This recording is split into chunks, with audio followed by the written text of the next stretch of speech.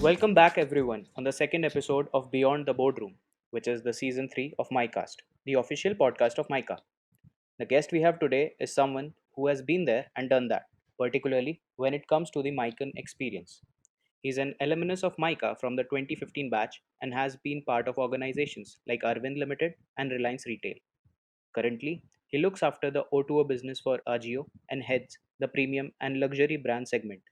Welcome, Siddharth. We're delighted to have you with us. Thanks for inviting me, Piyush. Very excited to reconnect with the Mikan fraternity. Micah has been one of the most evolving phases of my life so far. So I guess we'll revisit some of our memories and have a great conversation. Yeah, great. So, post Micah, you got into retail. Can you please share with us on your journey on retail and how has it been for you so far?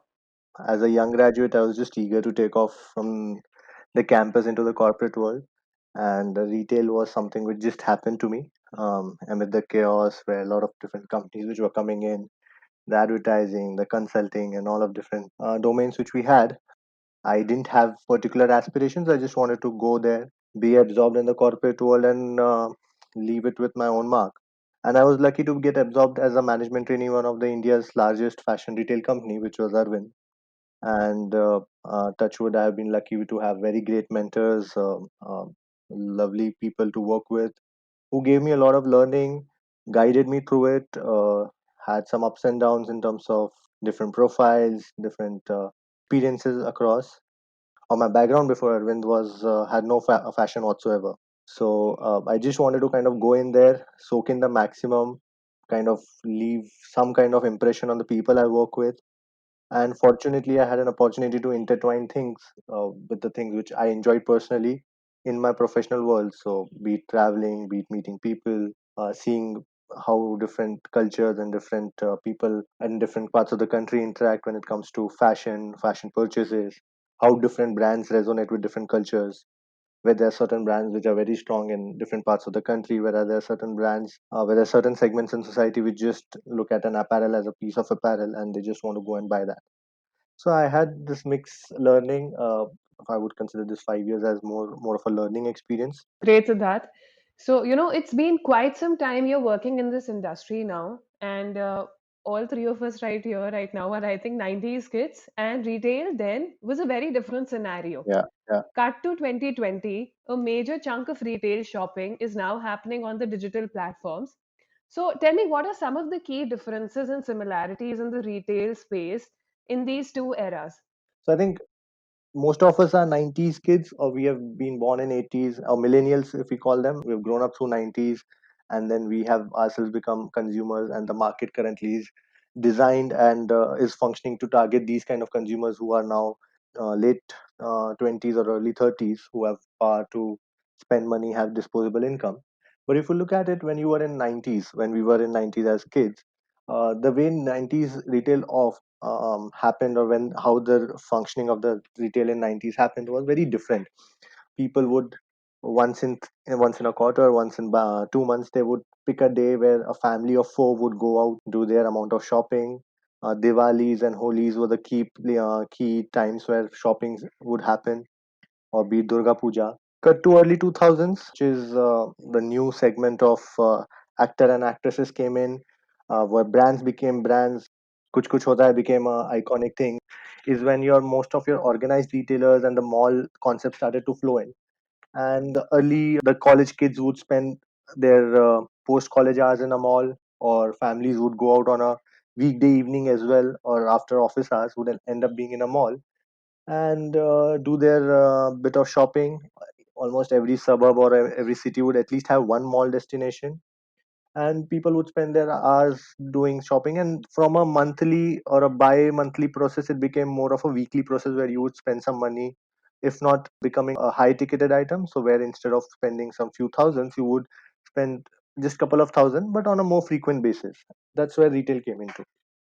And cut to now 2000, after 2014 or 2015 onwards, is where we are seeing this e-commerce piece coming in, where now shopping has become more of a convenience thing. It's become a less involved purchase, if I would say, but more of a habit forming thing. So it's become more of an opportunity based. What are you looking to do? How are you wanting to spend? So if you're traveling over a weekend to somewhere and you would want to buy something, you would order it on a Monday, you would get it by a Wednesday, Thursday, so that you're sorted for a weekend.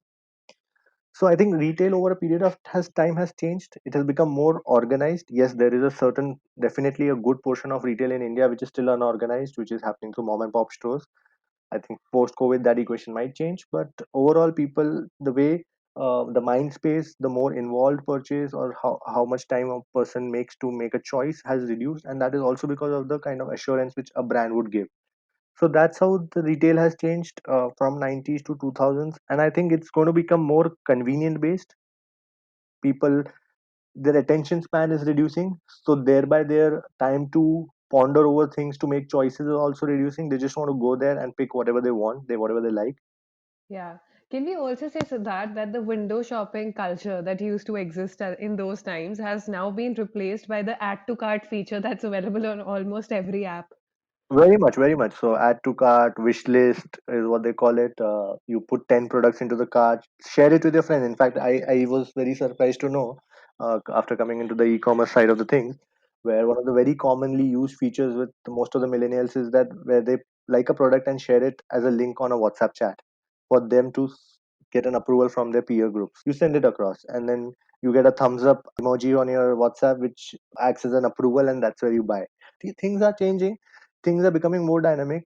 So it's becoming more of a transactional thing rather than an Hmm. involved based purchase, unless you're buying into those luxury goods or more of high involved sought after purchase or once a quarter purchase. So that's how it has been. Yeah, so that was an elaborate description of how things have been shaping since the 90s and how the consumer journeys have also changed. So, if we now move onto the sector that you're a part of right now, Yeah. so we'd be glad if you could talk a bit about the challenges that you feel are in the online retail space and when it comes to building a sustainable proposition, and that too from the consumer's perspective and not burning the margins to scale up. And that if you could also add in the COVID scenario. So, how do you see that shaping up? In my opinion, you may start out a new channel. So initially, when e-commerce started, okay, most of the retailers, most of the known brands, or most of even the top-notch retailers who would have their shops and all looked at e-commerce a separate channel, saying, okay, I have a separate channel, and that's how retail evolved with saying that, okay, now there is a fourth channel, which is the e-commerce channel. How e-commerce functioned is that, okay, let's see, from a very Flipkart, Mintra possibility, these people do not have to have a real estate in a prime spot inside the city. So there is no particular Mintra shop which is there in one particular mall, which helps them save a lot of rentals and all their operational expenditures, which is they call it OPEX. Saving that money, they passed it on to customer in form of heavy discounts, for which they would have to earlier go to a particular mall or a particular store and try it out and all. So Mintras and Flipkarts and all, even Ajio started with where they said that initially, okay, let's start business by getting customers. This was most often passed as a customer acquisition cost to give them a lucrative offer, which they would succumb to and come back to shop on Ajio. They like the product, they keep it. If they do not like it, they can just have an easy return. So initially, it all started in that form. Currently, if you look at it, when you talk about sustenance, when you talk about sustainable model without burning margins and all, I think it is about the value that one wants to create. Discount as a value proposition was also a value that was one creating. That if you want to buy a cool brand at a very economical pricing, go online and shop it. But over a period of time, if you look at it, in fact, I personally was not a very strong advocate of a service industry, because e-commerce for me is more of service industry. It's less of a product. And if you look at in recent past, before Ola, you had this one a cab booking app, which where you could dial a number and they would reserve a cab for you, and that cab would come in the morning, and it was considered to be very revolutionary or very different out of the box, where on a single phone call you could book a cab. Now that model has become redundant to a new model where you have an app where you can just book a cab on app, and you can see all the nearby cabs on your app. Similarly, this model might also evolve further on, and unless the technology keeps evolving, one might become redundant as the previous one did. So, I personally was not a very strong advocate of a service industry, but now looking in this current scenario where we are in 2020, with whatever is happening around us is happening. Uh, Service industries also have evolved over a period of time by creating those sticky journeys. So I think that sticky journeys, the UI UX, which is the user interface and user experience, how simple is it to use the app, how convenient is it, how fast do I get things. So Amazon Prime is a particular example that people are wanting to pay that additional membership for a Prime, keeping the Prime Video aside, but the Prime service, which for the service it is invisible, that unless you order something you will get it early, there is nothing else that you get in. So that service itself has become a value proposition where people are now moving away from discounts. That for me now discounts are not a major driver, but convenience is. I know I want to know which will be that service provider which will give me a hassle free experience. If I want a product in next 24 hours, which app will it give me, which app will allow me to get the product in next 24 hours without having any hassles of payments, returns, whatsoever. So I think it's now becoming that service industry, or this whole shopping experience, be it offline or online, is becoming more of this experience. Therefore, if you see, a lot of brands are also talking about things like which are unheard of, which is lifetime alterations. So people are now looking, apart from discounts, they're also looking at value propositions such as, for example, easy exchange and easy returns. That if you like a garment, well and good. If you do not, you'll get a doorstep refund also. Now, these are certain value propositions is where the business model progressing towards now. And the reason being, the choices and the preferences of the consumers are changing. Today, if I want to watch a movie, I want it on my fingertip. That's why Netflix comes into picture, and that's where I'm moving away from my DTH Yeah. providers. So attention spans are reducing. I have 30 seconds windows. Even on Facebook, when you're scrolling, you just have 30 seconds. Whoever catches your glance or catches your attention is the one who wins. And once things become more hassle free, like Airbnb for me is a very great example. Like their value proposition is very simple, that is they provide you with homestays and opportunities to in one of those very cool properties across different parts of the world. And what they promise you is a very neat and clean and a very hygienic experience, which is the thing which a customer wants, right? So I think when you talk about sustainability, yes, discounts were the in thing. Discounts were more from a customer acquisition. When I start new as a retailer, what do I do to get more customers? Either I can open a shop in the best mall possible, which will give me a lot of footfalls, or I can open a shop in a less prominent location but offer products on great prices, which is discounting.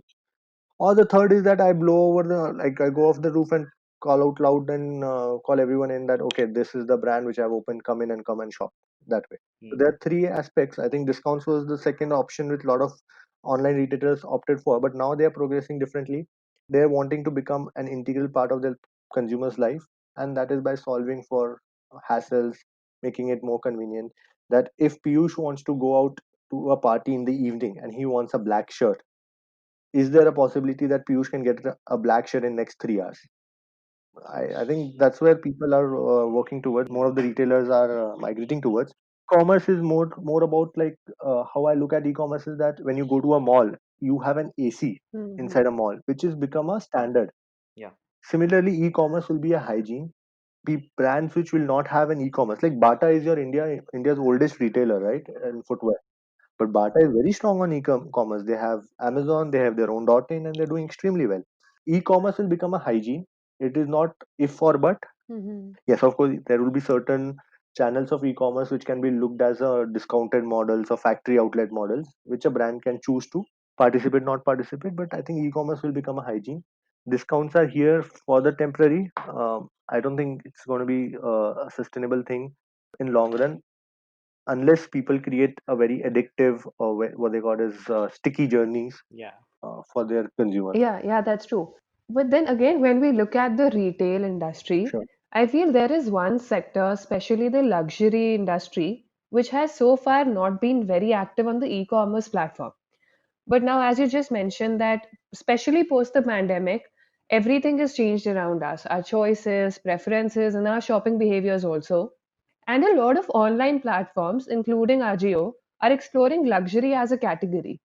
So, how can the online retail market provide a luxurious experience for this category? Because we know that it was till now all about the in-store experience, the privilege, the aspirational value, or will luxury also limit to being a transactional relationship?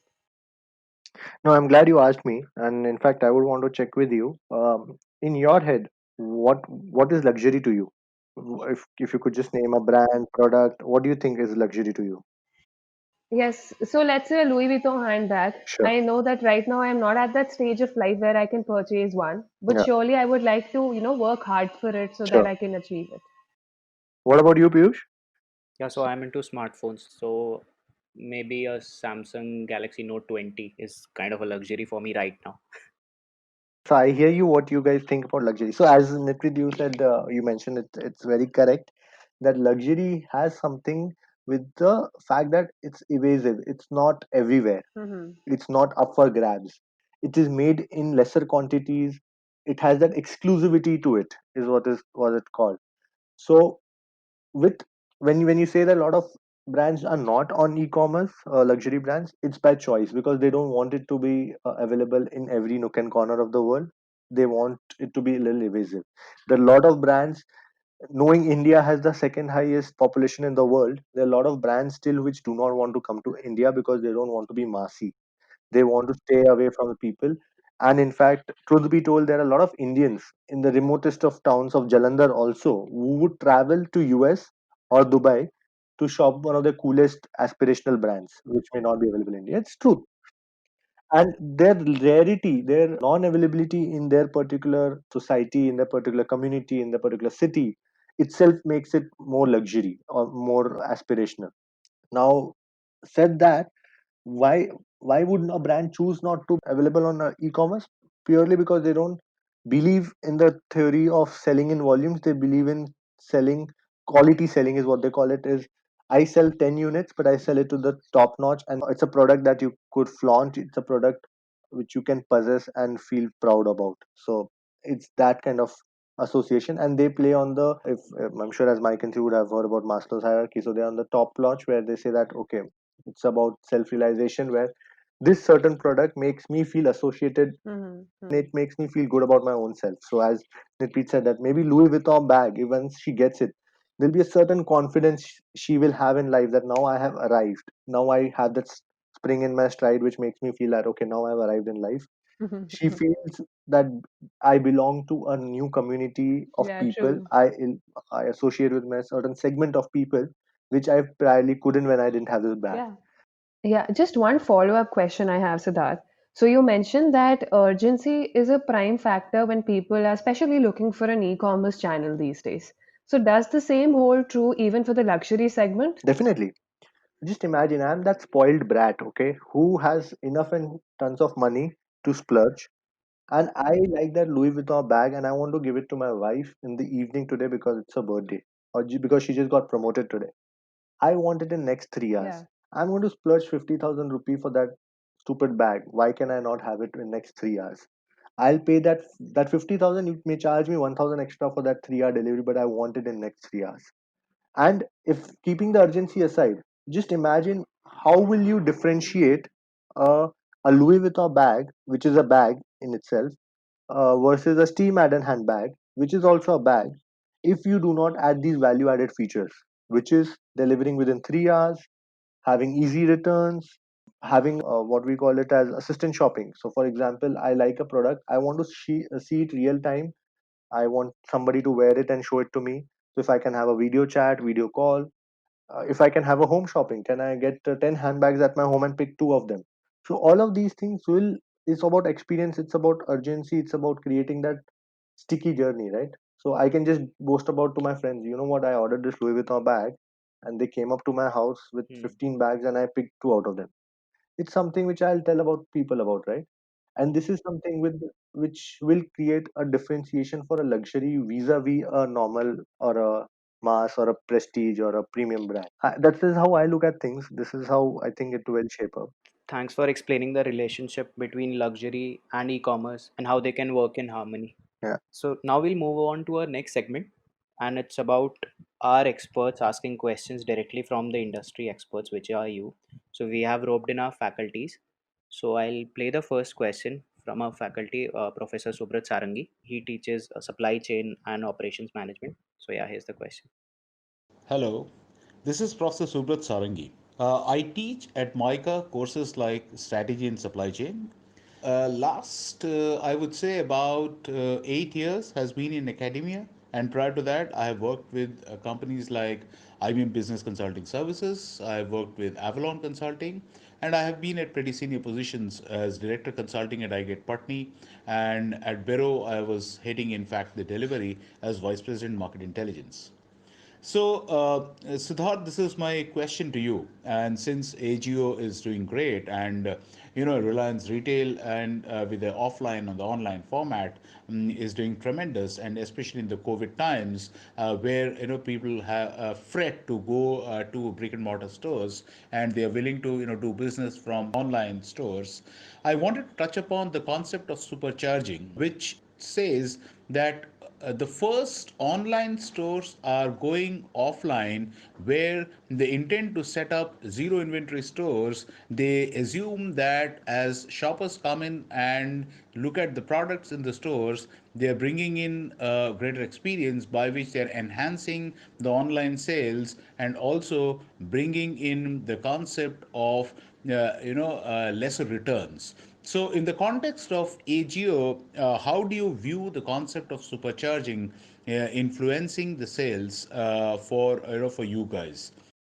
Thanks for your question, Professor. How I look at supercharging is basically it's another sale point for the brand or for the retailer, whereas for a consumer, it's an additional touch point where they can fulfill their needs, requirements, as well as kind of interact with brands basis their convenience. Uh, it, Internationally, this concept is still in pilot. They're trying different stages where Amazon is setting up their first offline store where you can just scan a barcode or touch from your mobile device and just walk out and the products will be billed to you. From an Agio perspective or Reliance Retail perspective, we are actually working with different retailers across the country in creating an experience of sorts where we are solving for a lot of customer journeys which get unfulfilled or which are being missed out currently. For example, you go to a store and you try a lot of products, you like try a lot of shirts, and you just figure out the shirt which you liked is not there in that particular store in the size which you want. And basically, it's a lost opportunity for the store, and you go home disappointed, or you buy in something else which you didn't want, or maybe compromise on your purchase.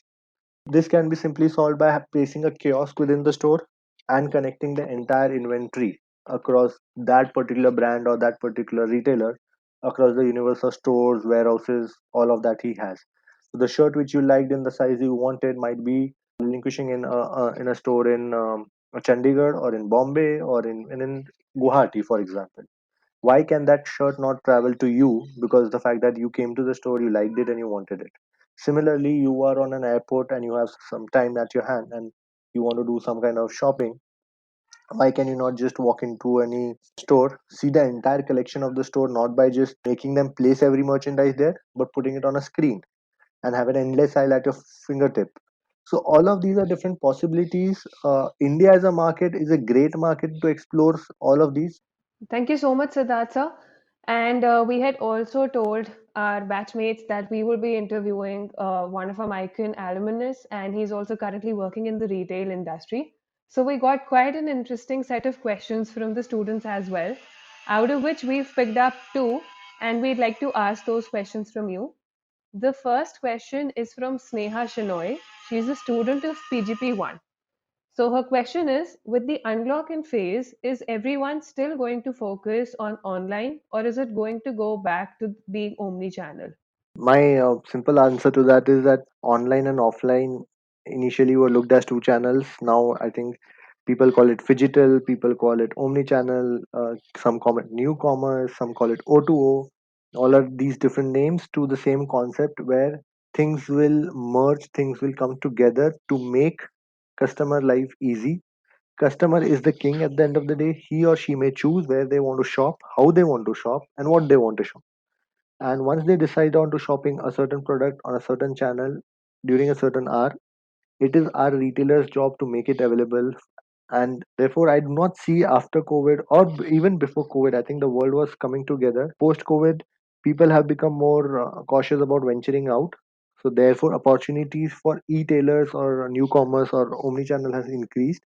But at the end of the day, if what will a retailer do if its inventory is lying at the store? He or she will have to connect that inventory to the e-commerce channel to make it accessible for their customer wherever they are. So it's going to be merging. In short, people are going to choose whichever channel they want to.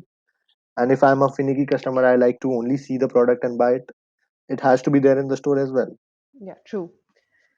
So the second question is from Jay Srivastav. He is also a PGP1 student. So he's asking, what are some of the innovations that can be expected in the retail industry in the foreseeable future? So I think innovations is something which will keep on happening in different aspects. So one, be it macro or micro. Macro could be like, for example, look at your product. There'll be product innovations. For example, there were certain brands which never ever made masks till date. Now these brands are advertising masks on TVCs. So it's an innovation of sort, right? From a non-category to a core category, it's become. So there'll be product Yeah, level innovations. There will be retail level innovations. For example, as I said, 3 hour delivery. Whenever in India has things been delivered in 3 hours. I had a very pleasant experience with one of the e-commerce players where I wanted a certain swimwear cap for myself, and I ordered it at 11 p.m. In the night, and they got delivered to me in the 7 a.m. in the morning. And I wore that cap at 8 a.m. in the morning for my swimming session, and I was like, for the entire day, I could not believe what just like the experience I had and the kind of enormity of it, that I thought about the product at 11 p.m. and I had it in my on my head at 8 a.m. in the morning. So these kind of yeah, experiences are something which is also part of innovation. hmm, There'll be innovations at technology. There'll be innovations at supply chain processes. yeah. Quite an interesting one at that. Yeah, so all of these are going to happen. Things will become exciting. In fact, as a millennial myself, I believe we are at one of our most exciting times for ourselves to be in, because the industry I'm in, particularly e-commerce, is half of my age, and I don't think there are any first principles rules that have been laid which cannot be changed. So all you have to be is constructive, innovative, and positive about bringing a decent Hmm. value to your consumer or to the people who you work with. And I think anybody and everybody in sane mind would allow you to carry on if you have something really cool to offer. Yeah. Thank you so much, Siddharth, for answering such wonderfully. It is so good to have a Maikin as our speaker for the day. We know that we built so many stories at that place, and we're eagerly waiting to go back when the situation gets back to normal, or the closest version of what the normal could be, so that we also get an opportunity to create many more memories while we are still at Micah. But you've been there for 2 years, so tell me, Siddharth, what are your fondest memories of Micah? To be very candid about it, I think it's been 5 years post Micah for myself. I remember Micah as that dream once lived. So yeah, those 2 years for me were a dream. My girlfriend and my closest set of friends is what Micah gave me. In fact, I often tell my friends there is a family that you're born into, and there is a family you choose, which is your friends. The other half of my family, which is my friends, is what I found at Micah. So for me, Micah is that one place which will always be, and in fact, that's why I keep revisiting different anecdotes, different stories which happened at Micah. A lot of cool things which I got to hear, understand. In fact, it helped me gather a perspective in life, because a lot of things is something which I understood after coming into Micah, where I started being more acceptable about perspectives, about opinions, about nuances, cultural nuances, and I realized that there is nothing which is right and wrong. It's just the way you look at things, and that's how I started looking at things. And I think for most of the people who are at Micah, who I keep meeting, who are either in the campus or just passed out, I just tell them that take this opportunity to kind of uh, meet a lot of new people. In fact, one of our old professors had said to me a very interesting thing is when I asked him that how do you kind of, he was my interviewer, he interviewed me when I was getting into the campus, and I asked him, how do you look at candidates, on what basis do you evaluate candidates? So he said a very cool thing. He said, if and during my time we had a batch of 160, if you hire 160 very intelligent people, it will be difficult for you to survive inside, because there'll be so much competition, there'll be cutthroat competition, people would be wanting to cut each other, there'll be a lot of class participation of the other kind, and all of that will happen. And if we hire 160 fools, it will be difficult for us to survive, which is the professors. That because we'll have to tolerate all the stupidity that would happen with 160 fools. So he said a very interesting thing that in 160 people, they actually look to create the universe which we are going to see outside the world. So this is something which Micah gave to me, where I met 160 of my batchmates who all came from different backgrounds, learnings, had different perspectives in life, different ambitions in life. And trust me, it left me with a lot of learnings and a lot of things to take away from Micah, because today I have become more accepting of the kind of people I meet, and yeah, it's okay. Like everybody has their own thing, and yeah, you get to learn so much. So for me, this next 5 years after Micah has been a big learning curve, because I became so accepting at Micah, or else I could have just had my own rut or my own thing that this is the thing which is right, everything is wrong. No, it's not that way. Mm-hmm. So some of the takeaways from your 2 years at campus that that have helped you in establishing your career and made you stand out in the corporate setup that you'd like to share with your Mican family. Because right now the entire Mican community might be listening to you. So some takeaways that you'd like to give them. See, I think there is no right answer to this in terms of what is the best way of doing things or how should you take 2 years at your campus. Before you decide to stand out, like things which will make you stand out in the crowd, first we'll have to be more learning or more accepting how do we stand in. Because when you go to a corporate setup or when you go to a new situation or a new setup altogether where you have 50, 100, 200,000 strangers who you have to work with, they first have to kind of make you feel one of their own rather than you kind of antagonizing them before you kind of make them feel a little weird about you, right? So you'll have to first learn to how do you kind of stand in, let them accept you as a person, and then create an equity for yourself, then create a place where you for yourself where you an ability to kind of create more value for yourself. You develop an identity by inputs which you give, by the kind of a person or an individual you kind of become a part of that bigger family, and that is where you kind of start creating a brand for yourself. You yourself are a brand in a way. You're going to people are going to be remembering you once you pass out of your campus or pass out of your you move out of one organization to another. All of that, people will remember you in some other way. They hate you for the person you were, or they love you for the person you were and the things you brought onto the table. So I think that is where one needs to work, where things people need to identify what are their strengths and weaknesses. I think all your hard skills are very overrated. It's about that soft skills, what you bring out to as a person. Everything else can be learned. As a person, if you're eager, if you're understanding, if you are more person who can actually work with different kind of people in different, I would say adjustable, adaptable, all of these things. That is where you first stand in, and thereby you create an equity for yourself, an identity for yourself to stand out. So I think that's the important thing. I think as a migrant, I traveled a lot in my those 2 years, all across Gujarat, during my internships, all across North.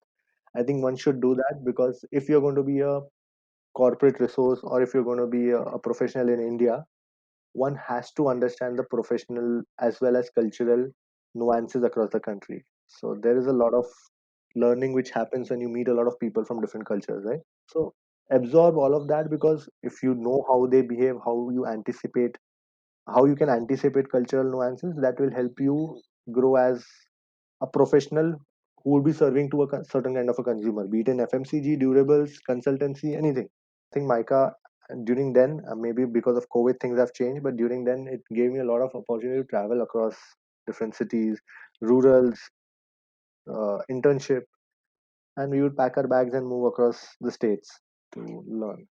So that's my 2 cents for the batches to come and the people who are at the campus. Yeah, agreed to everything that you said.